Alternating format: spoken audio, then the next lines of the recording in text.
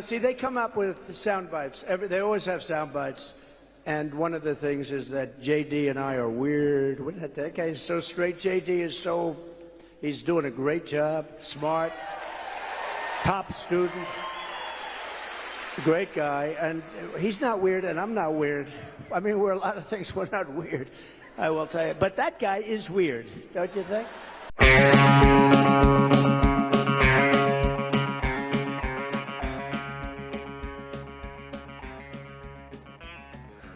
Yeah, he's a top student, that 40-year-old man. Matt, do you think that Trump wants to get rid of JD? If he could, I know there's the reality of it. But. So yeah, there's mixed reporting on that. One of the things I'm going to make myself fresh here. One of the things that was reported today is that he's calling himself Vince Lombardi because he can pick winners. And my eyebrow kind of raised at that because one, it shows like the age of that guy because like Vince Lombardi was a washed reference for me. But also it seemed like he's trying to talk himself into it because like, no, man, JD's favorables are very, very low. Now Trump likes that he apparently is attacking walls on the military stuff. Trump likes to have a soldier on, but he's also surprised at the amount of oppo and concerned at the amount of oppo that the Democrats are turning up. I would say probably would have not delegated the vice president nominee pick to his son, Don Jr., on who has impressed him on the podcast that he listens to. I'm sure you've seen these, like, you ever see these videos of like college football players like running into the end zone and they start celebrating a little too early and they fumble the football like the 2-yard line. That sort of feels like the JD Vance pick for the Trump team. Exactly. I mean, it came on the assassination. Was it before or after the assassination attempt? It was after the assassination. Right. So they were riding high. Like he was riding that wave of like everyone thinking that he was going to rush to like a 50-state landslide because he got his he got his photo in the paper. I remember that. Like yeah. People were saying some wild ass shit about that photograph. The problem is, we've just seen too much media. We've all consumed too much. Okay, guys. And so it just doesn't hit the same. You need to forget a lot of it too. Yeah, exactly. And then the picking of JD kind of was the final wind. The sales haven't really picked up wind in that department anyway, since. Mm-hmm. But yeah, JD, I don't think he can't get rid of JD. I don't think. No, I think it'd be a night. I think it would cause. It would ruin him. I mean, it would cause a massive problem. Yeah, but I think he'd like to. I think he would really like to. People say he'd like RFK. I don't think he wants RFK either. No. RFK. I mean, I think RFK is going to be a problem for him. Me too. I mean, maybe they'll be able to keep a lid on it because they only have to, keep it up for 2 months. But RFK did not run for president because he is humble. And Donald Trump is not really known to be somebody who likes to share the stage with anybody. On the core thing that Robert Kennedy is proposing to bring to this coalition is to make America healthy again. Donald Trump, the guy who, when college football national champions come to the White House, they're greeted with about 10 like a end zone full of like Wendy's and Burger King. They had it all. And he's like, they love it. This is what they love. This is what they would get if we weren't here. That's what he said. You know what, Bobby? He's right. He's right that those kids, they need that fatty thing. They'll burn right through that. Yeah, exactly. No, I mean, it is funny to see that it's still the weird thing still does seem to bother, especially Mr. Donald Trump. Yeah, I mean, well, because that's the real problem. Is it's sort of like how it's kind of like a inverse of how the Democrats, they can always say like, oh, Project 2025 is bad because they don't have their own Project 2025, and sort of like the glaring absence of that animates that. Trump hasn't got any of his nicknames off, like Crazy Kamala. Like that was all he did 8 years ago. Yeah, it was bad. But I will say, like, Crooked Hillary was like, that was the big one, right? Sleepy Joe worked pretty good too. He lost that election. He brought back. He was saying Crooked Joe too for a while. Like he's a recycler, and I think he sort of caught lightning in a bottle one time. Yeah, at least with his main opponent. Right. There's certain shows you shouldn't renew more than too many times, and if he loses, that's why I think. I think so too. Well, just really quick, just talking about like a party that's losing its swagger. Dan Patrick, the lieutenant governor of Texas, has been trying to get into like the nickname game for a little while. And if people know who've been watching the show, whenever we talk about Dade Phelan, who is he was the Speaker of the House. We'll see what ends up happening in the next ledge session. Republican in a Republican fight. Dan Patrick would always call him Dade Phelan. Like he couldn't pronounce it, so he'd be like Dade Phelan, which I will say was pretty funny. It's subtle but funny, yeah. So he's been trying to get in on the game of a little insult. This is one that they got to reworkshop. I'm not even going to read it already. This entire communication is like fucking like I'm sorry, I'm not reading all that. But the new nickname for him is probably one of the worst ones I've ever heard come out. Yeah, that's pretty bad, right, Matt? It's Rhino Rod, I think is how you would say it. Rhino Rod or Rhino Rad, Republican in name only, really a Democrat. Yeah. If you have a comma in your acronym, you need to workshop that again, friend. Just a little free advice from the other side. That's painful because it's like if you're gonna do that, if you're gonna do the comma, it has to be you're making the acronym work. But Rhino Rad isn't anything.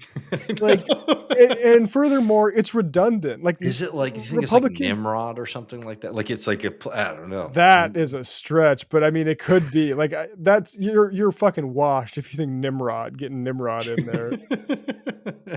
So Rhino we'll see. Rad. Yeah, I don't know. I think there are moments when it feels like we lived through like the golden age of television for a little while.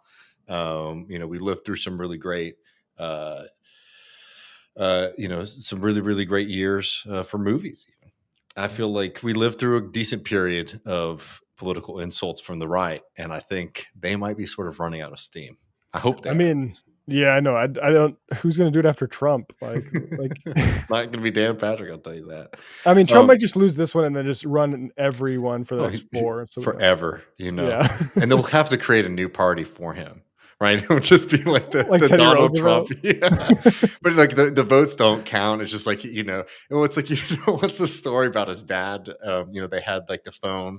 That was a Trump story. I'm pretty sure it was. Right.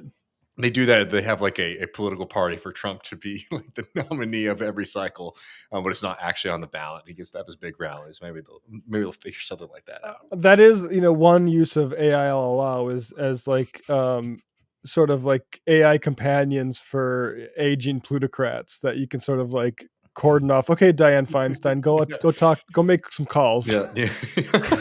That's a great idea. Until we can figure out how to fix our aging political system, we can just put them on a nice little simulation and be like, you know what? Here, Ruth Bader Ginsburg. Here's some really important court decisions to make. Yeah, that might be the one good use for artificial intelligence. Yeah, that and no. Yeah. Well. We're going to jump. So in just a moment, we're going to jump over to Mexico, where we're going to be talking a bit about AMLO, who people may know. You get one term as president in the Mexican system. He is going to leave politics with a 73%. Last I checked, 73% approval rating, which is pretty impressive and incredible, despite all of the media attacks, both internally in Mexico and externally in the international press. Almost still really popular. And you look at what he's done, it's kind of not that surprising why. You do things that help everyday people, they tend to like it. and a dictator leaving power, term limited, despite that kind of popularity. You don't see that very often, folks. Well, the problem is, Matt, is that he didn't endorse his his political opponents for president after him. That is a he pretty endorsed somebody who's dictatorial going to continue his project, and that's the dictatorial mindset. No, but it's been really great. Having both Jose Luis and Kurt on over the past couple of years, and we're going to talk a bit about AMLO, his most recent run-in with American Ambassador Ken Salazar, and the court reform there. So you won't want to miss that. But before we jump over to that conversation, Matt, because I think it does sort of line up in a lot of ways. I don't know if we have this handy, but we wanted to sort of take a moment to look at what's going on in Nebraska, where people who watch this program know that it's feeling a little bit bleak in a lot of parts of American politics for many, many reasons. One thing that is, I think, very exciting is this race in Nebraska, where we're seeing a real attempt to do something to sort of break out of this continued class D alignment that we're seeing in American politics that is pretty dangerous. Well, let's play a little bit of this video from independent Senate candidate Dan Osborne up in Nebraska. We're here in North Platte, Nebraska, and Union Pacific has their annual Family Days, which what I'm finding out here on this protest line is they're not really about family. I'm here with Joe. Joe, can you tell us why you're out here today? Well, I'm a retired railroad worker. I worked out there for 30 years, and the way that they're treating their employees now is just, it's not safe. It's not good for families. We're losing families because people are forced to work 16-hour days. They have no time at home. It's all about money for the railroad, and they don't care about their families or the people that are working for them. So I just wanted to come out here and say, I'm retired, but I still care about the safety of my brothers that I worked with out there for 30 years. They still mean something to me, even if they don't mean anything to the railroad. Well, thank you for that, Joe. I think you've heard it here in North Platte, Nebraska. Corporate greed is at its finest, but we're going to stand up to corporate greed. I'm here with Sherry. Sherry, I believe, is a spouse of a rail worker. Yes. Okay. And so what we're learning out here on this protest is Union Pacific is not so family-friendly oriented like they used to be. Can you speak to that at all? Yes, my husband's been out there 28 years. We've been married 25 years, and it has changed tremendously. It used to be a really good place to work. And now my husband, and he's a hard worker, very dedicated to the railroad, used to be very proud to work for them. And now not so much. He's very stressed, very frustrated. Right now he can't hold a weekend days off, so we don't have a day off together. They just redid the jobs, and so he got forced to work a job that he doesn't want to work. And that's after 28 years. How old are your kids? Our kids are grown. We have a 32-year-old and a 23-year-old, but my son works and he doesn't get to see him because he works and my husband is always at the railroad. Yeah, so this is a story that is being told over and over and over again, more commonly these days. And, I believe it's because of corporate greed. So I'm standing out here with them, standing up to corporate greed, and more people should be doing what we're doing. But thank you, Sherry. I appreciate it. Yes, thank you. Thank you. Yeah, I mean, I just I can't tell folks how effective I think that kind of messaging is for everyday people, and how often, like in another video that he put out from showing up at that protest, was talking about, he puts these things in his own way, but he said basically something along the lines of, like, I know what it feels like to feel like a stranger at home because you're away so much, right? You're pulled into work, and you're sort of requested and required to work long and more odd hours. I think, tying those kind of frustrations both to your company, but also like corporate greed in general, and then also being able to tie that to a political project, I think is something that's extremely inspiring. Yeah, that's the genuine article that JD Vance is counterfeiting when he's saying we're going to start talking about culture because that's what's wrong with this decade in America is, what's wrong is that bosses are pulling workers away from their fucking families, JD. And you're obscuring that fact. It's not any cultural pathologies you want to try to pass on to people. It's that. It's absolutely that. 100%. And, just talking about hope, I mean, we'll see what ends up, happening in this race.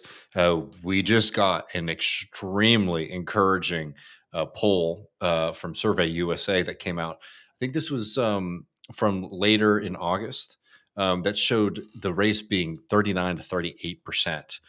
That still has a decent amount of non-respondents, undecided voters. But, a race that is seemingly, from a lot of the polls that we're seeing, a lot closer than people might be expecting. Particularly, I think it sort of does prove a thesis of some of the value of building up a kind of independent politics, particularly in parts of the country, where the Democratic Party brand is just completely toxic because of the way the Democrats have handled themselves when it comes to fighting for working class issues. Yeah. Having a messenger like Dan Osborne, who's good on a lot of the things that we want him to be good on, particularly on working class rights. I think it's an extremely inspiring thing.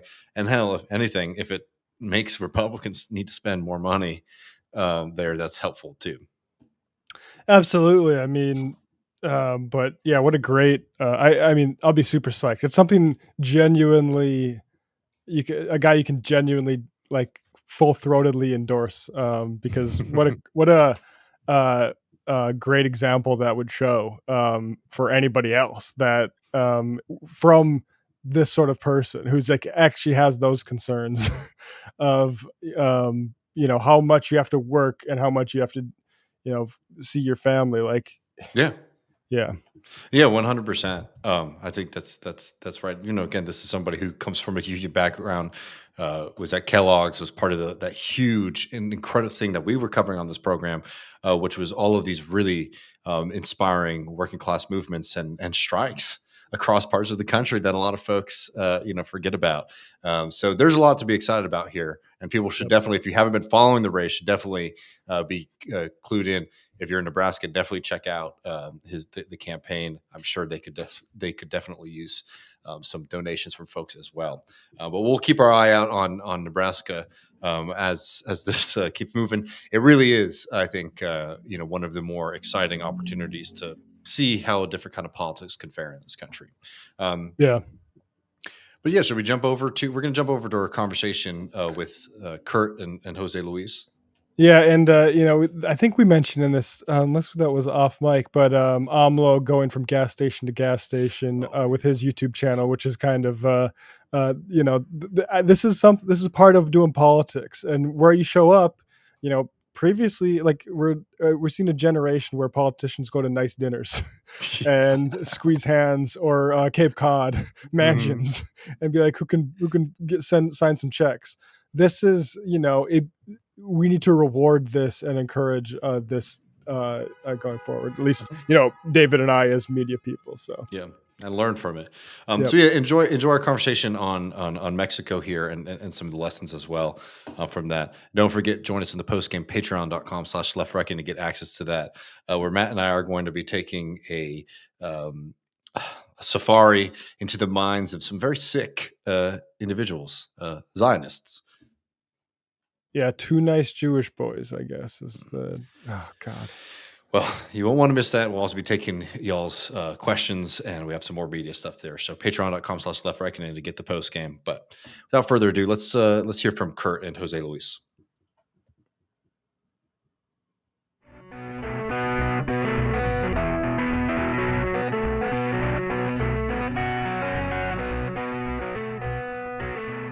Welcome back, Left Reckoners. We're very happy today to be talking Mexico with our good friends Kurth and Jose Luis.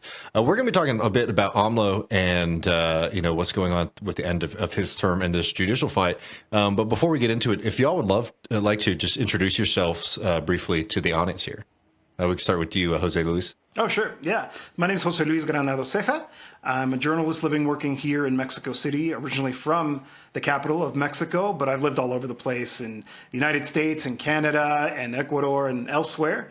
And I focus on stories that highlight the struggle to effect change, in particular labor movements, social movements, but of course elections, human rights, democracy, which is something that's been coming up more frequently, especially with the U.S.-Mexico bilateral relationship under some pressure as well. So I've been covering a lot of that on the Soberanía podcast, which is our effort as part of the Mexico Solidarity Project, Mexico Solidarity Media, with, of course, my colleague, Kurth Hackbarth. Well, hello, everybody. My name is Kurth Hackbarth. I'm a journalist writing on Mexico and Latin American affairs for Jacobin, and in Mexico for Sentido Común magazine, co-host of the Soberanía podcast that Jose Luis mentioned. And then I also have another side as a fiction writer and editor at Matanga Publishing House, and we focus on publishing writers of fiction in the south of Mexico, in Oaxaca, where I'm located. With regards to journalism, I really focus on Mexico and Mexican politics, and really the ultra shitty coverage of Latin America in general by the U.S. press, and doing some kind of, I think, much needed media criticism in that department. No, I mean, it's very much needed. And I mean, that really does get us into, the topic of the day. In a little bit, I mean, I want to talk about like the actual politics of the court reform in Mexico. But I reached out to y'all, was it last week or the week before? Asking if y'all had some time to come on, because we had another incredible international incident that was, I have to say, I mean, Matt and I were talking about this beforehand, but, the height of arrogance, frankly, the way that Ken Salazar was acting in this very recent episode here. So could y'all talk a little bit about what has happened with Salazar in particular and AMLO in the past week or so? Do you want to start, Jose Luis, or do you want me to kind of set the scene? Okay. So the real issue at stake here is the judicial reform in Mexico. All right, just to set the scene a little bit, during the campaign, right, Mexico just had its presidential elections on June 2nd. AMLO laid out a series of 20 proposed constitutional reforms, right? And it was very explicit. He said, if you give us a qualified majority, we're going to pass these reforms as soon as the new Congress sits on September 1st. And there's some very interesting ones in there that we've talked about in the podcast. Greater rights for indigenous and Afro-Mexican peoples, pension reforms that people can retire at 100% of their pension up to a certain amount, a pegging of the minimum wage to inflation, a nationwide ban on fracking, a nationwide ban on open pit mining, et cetera. So there's a lot of interesting stuff in there. But the one that has been the lightning rod for the international press has been a judicial reform, which seeks to reform Mexico's supremely corrupt judicial system, supremely corrupt and corrupted judicial system. By stipulating that federal judges will now be subject to popular election, right? Both at the Supreme Court and all the way down the federal judiciary. Right? It lays out a bunch of other things as well. I mean, the elections is the one that has gotten the most attention. It also reduces the term limits, the terms of Supreme Court justices from 15 down to 12. How nice would that be in the U.S. to term limit Supreme Court justices? It's going to provide for an entire renovation of the Supreme Court starting next year. They're all out, and they can run for election if they want to, right? Nobody's stopping them, but the entire Supreme Court's going to be renovated. It sets up a disciplinary tribunal, which means that there's an actual tribunal with teeth to be able to go after corrupt justices and, punish them, suspend them, or even kick them out of office. Imagine if we had something like that in the States for Clarence Thomas and Samuel Alito and their VIP trips around the world with people who've got, issues before the court. Also, it stipulates the limits on trial length because, there are trials in Mexico that go on forever, right? In the States too, but Mexico is notorious for people languishing in prison for years before their case ever gets to trial, especially if they're poor or if they're indigenous, don't even speak Spanish, right? They can languish in there for years. So the trial now has to happen within a year. Otherwise, the issue goes to that disciplinary tribunal that says, hey, what's up? Why is this not moving along? Gender parity in the judiciary, for all the different circuits, indigenous language reform, limits on what's called amparos. These amparos are kind of like preliminary injunctions that are supposed to exist to protect individuals from potential abuses of power, but they've been used in a blanket fashion by this very conservative judiciary to suspend laws as soon as they're passed. Like the AMLO's energy reform, the first injunction came in, I think, 6 hours after it was passed. And it wasn't even like this law is unconstitutional. They just one company puts in an injunction and they blanket suspend the whole law for the whole country. So a reform on that. And of course, the real one that really sticks in the maw of people is reducing these excessive salaries and perks of justices that live excessively high on the hog in Mexico, right? With this idea that you can't have, a rich government with the poor people. So that is the kind of the gist of it, right? So our friend Ken Salazar, right, notorious oil and gas lobbyist from his days as Interior Secretary and over at WilmerHale after leaving the Obama administration. First of all, Salazar 2 months ago said, quite rightly, Mexico's judicial reform is its business. Fine, good, we agree. Then, a couple months later, he comes out, and because Ken can kind of just start kind of speaking off the cuff, and I think he goes off the script that they set for him.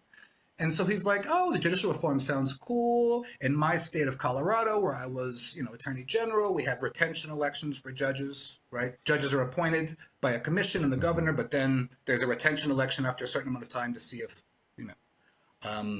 if they remain. Talked a little trash about Texas. He said, hopefully it doesn't go the Texas way of having, partisan judicial elections, but can be and can. So he said, fun, sounds great. Then they very obviously put their thumb down on him from above, because just a few days later, he comes out with this 2-page letter saying the judicial reform is terrible. It's going to undermine judicial independence. It's going to, basically be a backdoor in for narco influence, basically all the right-wing talking points on this. There it is on the screen, right? And he said, we wouldn't want Mexico to be, to have a non-independent judiciary like Iraq or Afghanistan, 2 countries the U.S. has invaded and occupied. So I think it's a really questionable choice of countries to include in the letter. Certainly. You're like, who are the bureaucrats actually vetting those letters before they come out, right? We don't want Mexico to be the next Iraq and Afghanistan that we destroyed. And, had his press conference and basically laid out the same thing. And so the reaction in Mexico was, this is a chimiltrufia situation. A chimiltrufia from the character on, the famous character on the old show, El Chavo del Ocho, who famously says, I say one thing and then I say another. I say one thing and then I say another. Because he was obviously caught out in his own contradictions and, doubtlessly having to say that. Right? So AMLO's reaction was quite swift, as it can be when you have a daily press conference, right? And he said, what would you imagine he'd say? It's none of your business. It's none of your business, butt out, right? In so many words, right? Imagine if the Mexican ambassador, Esteban Moctezuma, held a press conference in Washington, D.C. to opine on Biden's proposed judicial reform. How would that go over?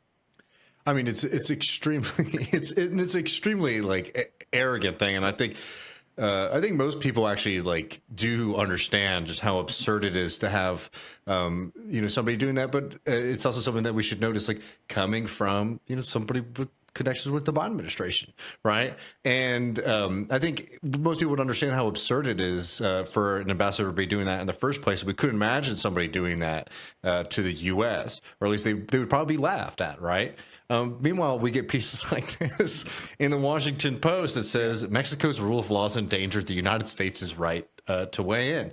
Now, I will admit that I'm not an expert on the Mexican Constitution, but what part of new reforms is it where the Americans get to sort of decide yay or nay? I don't remember seeing that ever in the Constitution as a text. I wanted to jump in here and comment on something that Kurth said. He said that this one, the judicial reform, this is the lightning rod. This is the one that's getting a lot of attention. And I think, there's a pretty clear reason why. Why would Ken Salazar, who in fact was the victim of a hit piece in the New York Times accusing him of being too close to AMLO and too close to the Mexican government, why would he suddenly now jump in and listen to his bosses who are telling him you have to speak out against this? That's because this is very much a political fight. And, you know, in Mexico, we just had the presidential election. Landslide victory for Morena, for the candidate Claudia Sheinbaum, winning nearly 60% of the vote, winning a supermajority in the Congress, which means that they don't actually have to negotiate with the opposition in order to pass constitutional reforms. So there is very clearly a mandate to do this. There is an expression made by the Mexican population by voting and saying, yes, we want to deliver to this party and its allies this supermajority so that they can actually go ahead and make these changes because we want to see the transformation in this country deepen. That's the language that López Obrador and Morena and Claudia Sheinbaum use, right? The fourth transformation of Mexico. And it very much is a break with the old neoliberal regime here. But there are obstacles along the way. Obviously, one of them is the media, right? The constant attacks, the criticism, and that's in a lot of ways been neutralized by López Obrador and his communication strategy. Maybe we can get to this later about this ecosystem of independent communicators, YouTubers, people who are delivering a different message, who are tired of the corporate media message. But obviously the political victories as well, like I mentioned, having the power to actually implement these changes to the Constitution. But one of the remaining strongholds, I call them, the conservative strongholds, is the judicial branch of government. And they have very much impeded the government's agenda, actually trying to overtake the role of the legislature. Just recently we had an amparo, this preliminary injunction, telling the Congress not to debate laws, not to debate this proposed constitutional reform. Yeah. And so that is very much where the conservative forces in this country who oppose the transformation, who oppose the government's agenda, have actually been using strategic litigation to stop the agenda. And so, yes, a new political front was opened by saying we have to take this on. And I think it's actually a really smart move to do it. Now that you have the mandate, now that you have the votes, and I think it's a testament to López Obrador's political skill to say this is the moment for us to get rid of these conservative strongholds, because if you don't, then they're going to keep undermining your agenda, right? One of the left-wing criticisms made of López Obrador is that he hasn't pursued a fiscal reform, taxing the rich more. He has taxed them more by using existing laws, but he hasn't gone through that because I guarantee you if he tried, the courts would stop it. And so they have to do this fight now, and I think it's a smart move. I just want to back that completely. I think that, if we were to take the long view of history, and, we were looking 40 years, back at this moment, if they aren't able to get this judicial reform, through with this kind of opportunity that they have, any kind of left-wing movement in any country, in other circumstances, that was a massive missed opportunity. Because as you see in this country, in countries all across the globe, these judicial systems tend to be more conservative, tend to be more reactionary. And look, popular election of judges is no guarantee that it'll necessarily be a good or a bad system, but it at least puts things in play into politics versus a system that keeps major decisions about the future of a country as far away from the people as possible. And I'll just, I'd like to talk a little bit more about these reforms with y'all, but I think that this is a really, really notable and kind of important fight because every time we talked about what's going on in Mexico, at least the way that it's always sort of presented in the United States, is that AMLO is, a dictator and all these terrible things are going on. And it's so funny to me to keep on having to hearing him being spoken about in this way, when it just seems like AMLO is trying to make sure that people are able to vote on more and more things, right? When he held a referendum, when he first became president on the airport, oh my God, AMLO's asking people about whether or not they should do this, right? And then he added a referendum on himself halfway through his term. Oh my God, it's horrible that AMLO is asking the people if he should stay in power. Anyway, it's just it truly is kind of wild the way these headlines come off in the U.S. if you're not paying attention. That the thing that people are getting really upset about is that AMLO keeps on saying, "Hey, I think that it'd be better if we consulted the people a little bit more when it comes to the future of the country." And it's really interesting too that media outlets like the New York Times talk all the time about we need more democratic accountability and all these buzzwords that come out of NGOs and think tanks and the like. But when something like that really happens practically, concretely in the world, their elitism comes filtering out. Just to quote what they said about this judicial reform, the Times said, This will shift the entire judiciary from an appointment system based on specialized training and qualifications. Anyone who thinks the Mexican justices are appointed based on specialized training and qualifications is slightly naive. To one where just about anyone with a law degree and a few years of experience could become a justice. Just imagine the degree of the sneer there. Just about anyone could become a justice. That's what they're worried about, right? And as Eugene Puryear says over at Breakthrough News, it's the power of an example. They can't let this happen in Mexico and then let the idea spread to the United States that you can, open up federal elections to elections, put term limits, put a disciplinary tribunal there. And then to your earlier question about where is this in the Constitution? Obviously, it's nowhere in the Constitution. What they're trying to do from the U.S. is use the free trade agreement as an excuse to say that we can butt into Mexico's affairs. Like the free trade agreement affects now magically everything because it's going to affect U.S. businesses there. So that's just an excuse to, butt in anywhere, saying, oh, well, the free trade agreement is going to affect our businesses. Well, just really quick on the energy reform, that was one of the kind of catalysts. It's are there American business interests that would be affected potentially by that energy reform that AMLO was putting forward? Right. Yes. Right. Yes, absolutely. Oh yeah, absolutely. Yeah. I mean, that's one of the things is that, U.S. capital has always kind of salivated at the notion of being able to penetrate the Mexican market and be able to participate in auctions around, oil blocks or providing, private electricity generation. This was the neoliberal strategy before the arrival of López Obrador. And, it was the greenwashing, saying that, no, we have to invest in renewables, but they're going to be privately funded, private capital, some Spanish, mostly U.S., some Canadian as well.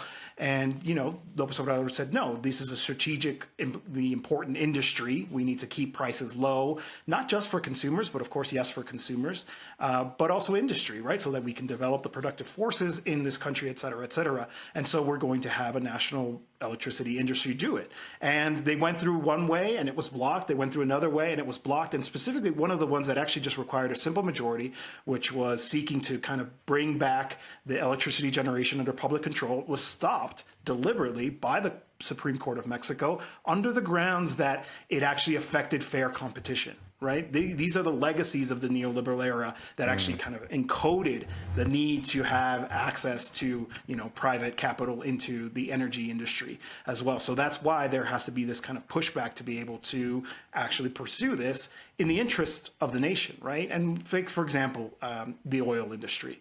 López Obrador's strategy has been to rescue, that's the language he uses, rescue the oil industry, which was basically being left to rust deliberately so that Mexico became a crude exporting country and importing gasoline. And he says, no, we should be able to refine and use our resources for ourselves. But of course, that's also, a very wealthy industry. It provides a lot of income. And where does that income go now? It gets redistributed through cash transfer programs, through major infrastructure projects. That is the government agenda. And so that's also part of it, which is we're going to try to stop you from being able to have the resources necessary to actually come through on your campaign promises, on your commitment to the people to redistribute the nation's wealth to them. That's why this is such an important fight. And just very quickly to that point, this whole, greenwashing scheme and, of private multinationals was greased by these amparos, by these preliminary injunctions that they could put in against anything, or having justices in their pocket that they could go to that they know that they could get, the certain permits or the certain licenses that were required to keep the whole thing going. And what they're worried now very clearly is they're not going to have, that kind of access, right? These multinationals know exactly who their friendly justices are. They know exactly what doors to knock on. And if they don't get their amparo the first time, they'll go back, they'll get somebody else. And in the second and third try, they will inevitably get it. That's why it's, that's why you see the degree of hysteria to the point of, Mary Anastasio Grady and Bloomberg saying it's time to short the peso, right? This kind of financial terrorism of trying to play up, that Mexico's economy is, hitting some bumps and the peso is declining and now's the time to sell short, to try to get that to, to see if they can get that to spread and try to use that as a very crude form of leverage. Actually, even Ken Salazar said in his 2-page letter, this could affect our commercial relationship. And then he had to walk that part back, because even he'd realized he'd overstepped. Well, I mean, on that relationship, so what exactly ended up happening? I heard it was sort of described as like Ken Salazar's in timeout until he studies the Mexican Constitution. Basically. I mean, what's the extent of that relationship as of right now? So what happened was, Salazar had that press conference, put out that letter, and AMLO came out with his response that we've mentioned, and then said that the relationship with the embassy is in pause, both with the U.S. embassy and with the Canadian embassy. And he actually had some particularly tough words about Canada for basically acting like a pathetic lapdog or like a vassal state. He really had his Wheaties that day. He's like, Ken Salazar says something, and then the Canadian ambassador trots out after him, which he did. So he said there's not going to be a pause on relations with the country, but a pause on relations with the embassy, which is actually good because, God, during the time of the energy reform, it was like Ken Salazar was going into National Palace like at least once a week. And AMLO, I think, was overly indulgent with him at that point. If he wasn't in National Palace, he was out holding press conferences with these multinationals and saying, look, these people do green energy and whatever else. And it's like, really? Okay, Ken, we know who you are. And he was like traveling the country as if he were an elected politician and, meeting with opposition governors. He wasn't acting like an ambassador. He was acting like a politician on a campaign stump. And so what AMLO basically said is, enough of this. I'm not going to have you coming over once a week again to be, kind of about it. Which has really been the difference with the Biden administration, as opposed to Trump. Trump made these big grandiose threats, like we're going to slap tariffs on you, right? That was Trump's thing, big grandiose threats. The Biden administration doesn't do that, but what they do is kind of more this kind of, I'm going to be constantly going like this with you, all the time. I'm going to be entirely riding you the entire time. So, there are two different ways of being interventionist. One is more for spectacular, for kind of media consumption. And the other one is this kind of constant kind of, this kind of thing. And so this is why AMLO said, time out, Ken. And actually, it's interesting that he's been walking it back. A couple of, after the timeout, he's like, oh, well, I didn't really mean that. What I meant was we're open to dialoguing about the judicial reform. And then people are like, you still don't get it. You still don't get it. There's no dialogue on this. It's like that doesn't solve anything. This is not a dialogable issue. This isn't a U.S. related issue. And actually just today he came out something out saying how much he admires López Obrador and didn't mention the judicial reform at all. So, it's really just very quickly, it's just interesting that with this whole void in the White House, with Biden basically being in his happy place or wherever he is right now, there's like a bunch of different actors hijacking U.S. foreign policy. So it's kind of U.S. foreign policy is all over the place, right? It's contradicting itself. Like with Edmundo Gonzalez in Venezuela, they say one thing and they say another. When Ecuador invaded the Mexican embassy, they said one thing and they said another. Now Ken's saying one thing and saying another. It's like Blinken's trying to go in and being the super hawk. And then you've got the intelligence agencies and the DEA. You've got the U.S., of course, business interests. But, there's no coherent voice on U.S. foreign policy, which is actually to, go back to what José Luis said. This is the time for Morena to pass its big reforms. While the U.S. is kind of all over the place and really, internally preoccupied with its presidential election. Now's the time for them to do it. Yeah. I mean, I think that makes a lot of sense. I know there was some kind of exciting news about the media here. We talk a lot about how the U.S. Covers Mexico when we have y'all on, but there's a pretty interesting story about what's going on in Mexico itself. If y'all want to share that with our audience here. Yeah, I'll jump in real quick. So Kurt and I we attended the first continental gathering of independent communicators. And it's pretty significant because I think the way to understand it is there's a process of democratization happening in Mexico, an authentic one. People always point to the year 2000 as the year that Mexico started to become a democracy because there was a change in the party in power. But the truth is it was a very kind of elite understanding of democracy where very few people had access to power, to their representatives, et cetera, et cetera. And I think, there was this, the emergence of what we call the PRIAN, right? The neoliberal regime, the PRI and the PAN, the two right-wing parties in Mexico kind of ruling together, alternating in power, but ultimately not actually delivering on any of the promises of democracy. And that's what López Obrador, I think, in a lot of ways is doing, is actually saying a democracy should actually deliver welfare to the population. But it's also true of the media, of information. There is the democratic right to information. And currently it's sequestered, by the corporate media outlets who don't really do it. They have their own agenda. They're not really meeting that obligation that they have. It's extraordinary that as a society we entrust them with this and then allow them to, do all of the chicanery that they do. And so what we saw here at the First Continental Gathering was the doors of National Palace being opened up to grassroots communicators. I'm talking about people like us, people who have a commitment to try to inform the world about what's happening in their country or more broadly, but are interested in that democratization exercise. I thought it was really interesting, but of course, it was the subject of a lot of criticism from those legacy media outlets. There's a famous anchorman, Lopez Doriga, who, uploaded this video, like, look at this, the eggs that they're eating, right? And look at the breakfast that they get, and that's how cheap they are, how cheaply they can be bought. Right? This notion that the only reason they're there is because they have some kind of favor, or they're being paid, or they're being supported by the government. No, this is just people who are committed to informing the country, in this case, about what's happening here. Obviously, yes, with a sympathy towards this government, because for them, this is the first government that made them be seen. And of course, they do see and feel the transformation in their day-to-day lives. But the interesting thing is, despite those criticisms, there was also a lot of debate, which is just like, how do we actually relate to a government that we sympathize with without coming off as propagandists?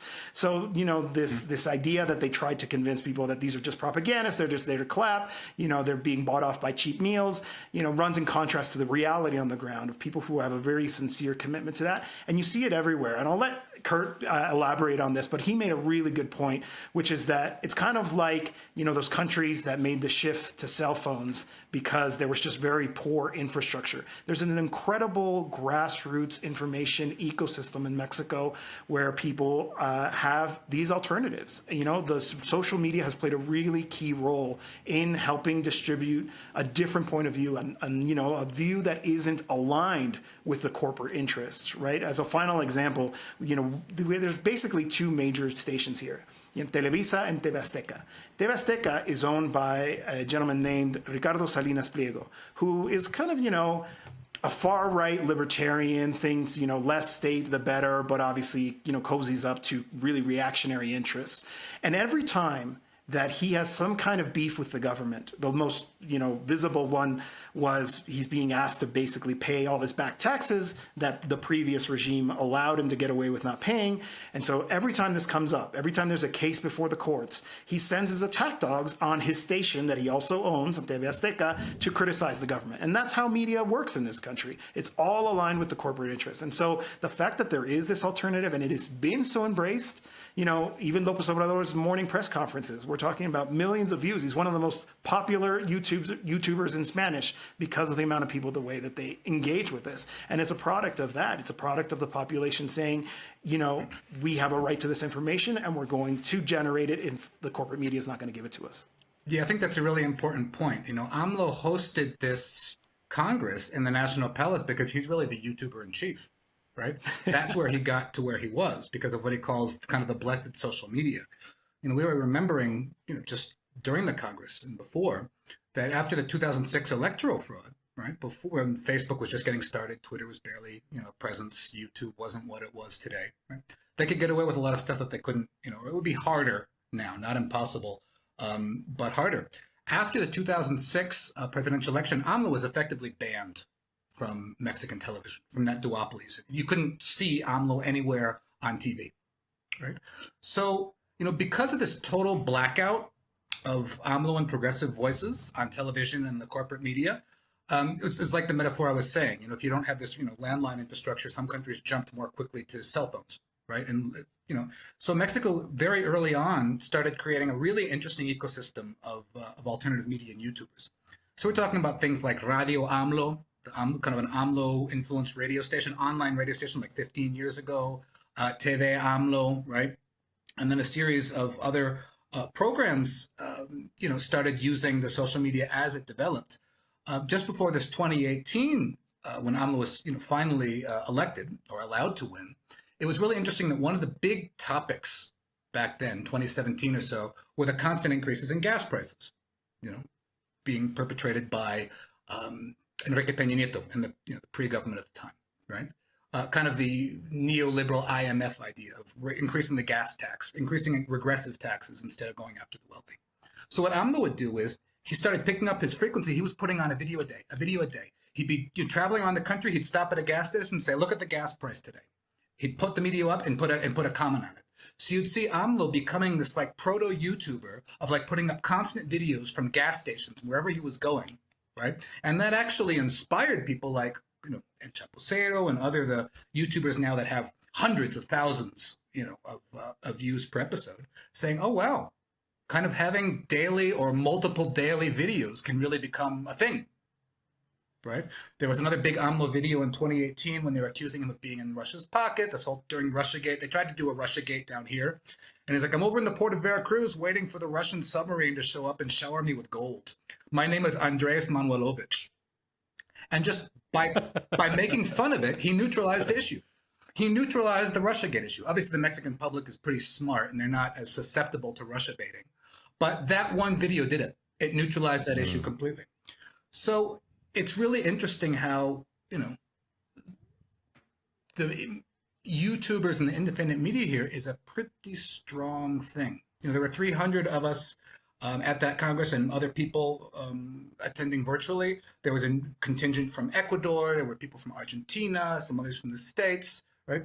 And, despite all the sneering from legacy media, it was a really interesting event. One of the other conclusions that came out of it, I think, which is interesting, is that Mexico and Latin America needs its own social media network and not be depending on YouTube, Twitter, Facebook, right? That could be turned off at any time, or just like the Telegram founder being arrested and whatever else. That Mexico needs to build out its own servers and its own, which is an expensive proposition, but build out its own social media infrastructure, which is a step that it hasn't taken. Yeah. Well, and there was some scandal breaking too. You were talking to us about, I think, before we started recording. Oh, yeah. I mean, it's a perfect example of how backwards the legacy media. So just last night, there was a scandal involving a journalist who wrote a column about the whole protests against a judicial reform, but she actually sent her article to a justice of the Supreme Court saying, what do you think of this? Is this okay? And then says, I'm going to publish another one on Wednesday. I'll send it to you so you can give me the green light. Sort of, you see that cozy relationship between these voices in the corporate media with this established powers, right? And that is a perfect example of how things used to operate. There was actually even a huge conference back when Calderon started his so-called war on cartels, where all the outlets agreed to not publish too much on the violence and, as part of a so-called commitment to pacifying the country. But it was clearly a muzzling effort to say this war is going badly, a lot of people are dying, stop reporting on it. And so many of these corporate media outlets actually agreed to it. So it's just interesting that voices like López Dóriga, right, these people who belong to the corporate media outlets, they criticize this encounter, this gathering that happened of YouTubers and independent communicators. But meanwhile, when the neoliberal regime was in power, they would show up and have their catered breakfasts, their fancy meals. They would agree to, manipulate their coverage so that it would favor the government, right? I mean, and these people think they have the authority to lecture, a group of independent grassroots journalists. I think it's pretty rich. Yeah, it's funny when ethics become more and more important once competition arrives on the scene. Well, Tim Golden, who we've talked about on this show, who came out with that ProPublica piece that set off the whole narco AMLO, baseless charge during the campaign. He was the jogging buddy of Mexico's key neoliberal president, Carlos Salinas de Gortari. That was okay back then, strangely. Going jogging with the president, hanging around there. Right, as all these they're just two movers and shakers. Right. Yeah. But not independent YouTubers having some runny eggs. No.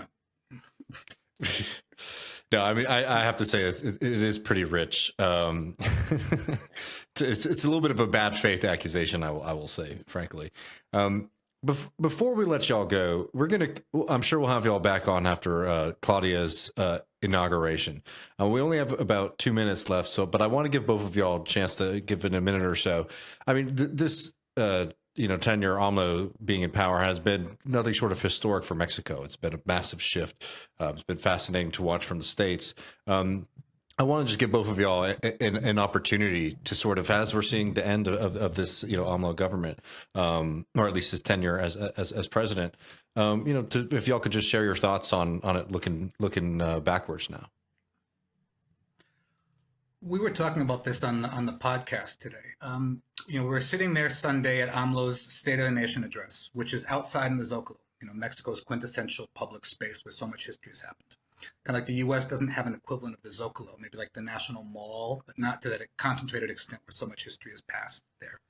This is somebody who has, love him or hate him, really dominated Mexican political life for decades, right? Ever since, the late 80s when he was part of the split off into the Democratic faction, in the early 90s when he was leading marches from Tabasco to Mexico City and camping out in the Zocalo so that the first left-wing candidates could have their victories recognized by the Electoral Institute. Well, by then it was still the government running elections.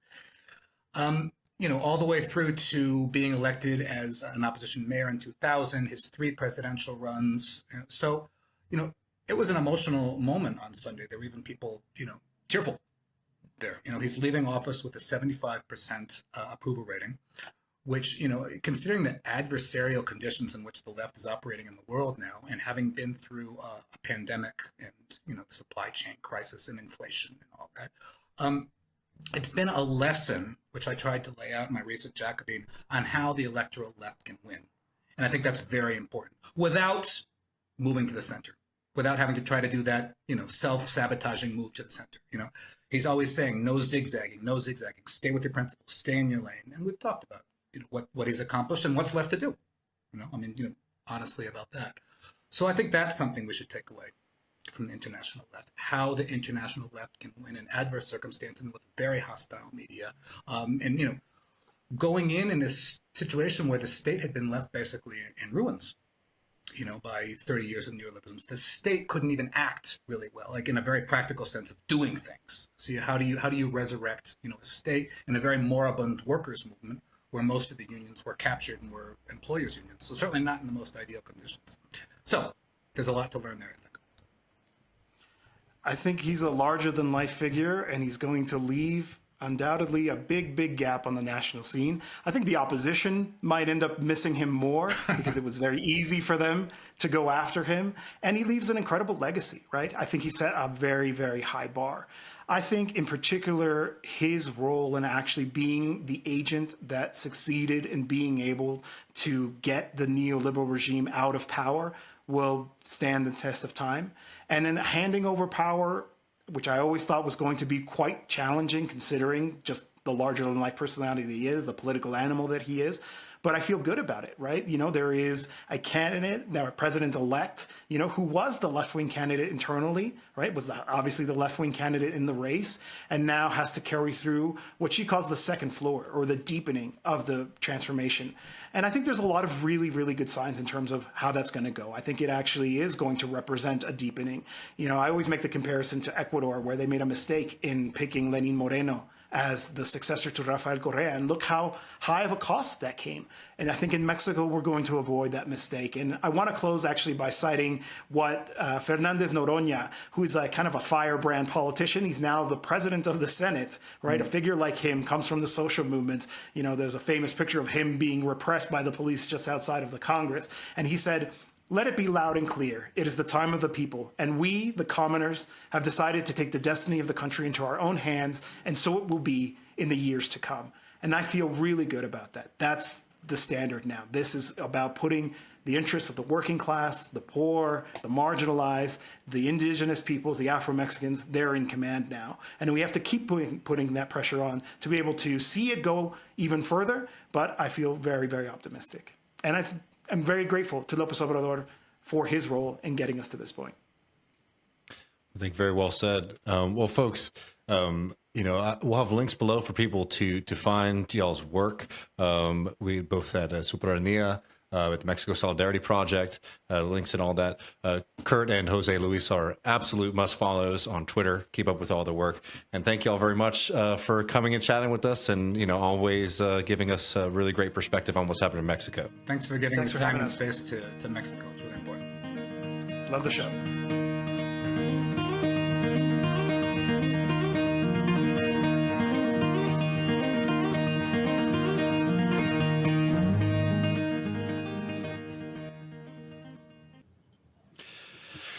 Folks, definitely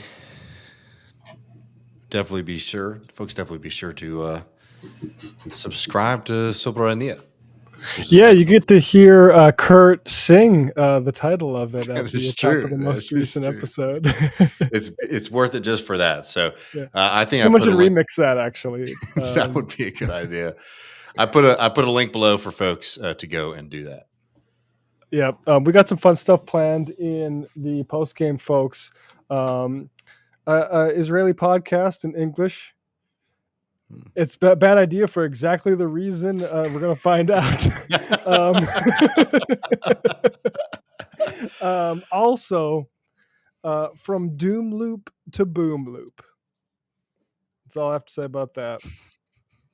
Find out more about that in the post game. Patreon.com/Left Reckoning if you want to go from Doom Loop to Boom Loop, folks. Sorry. See you over there. See if yeah, come on and hang with us.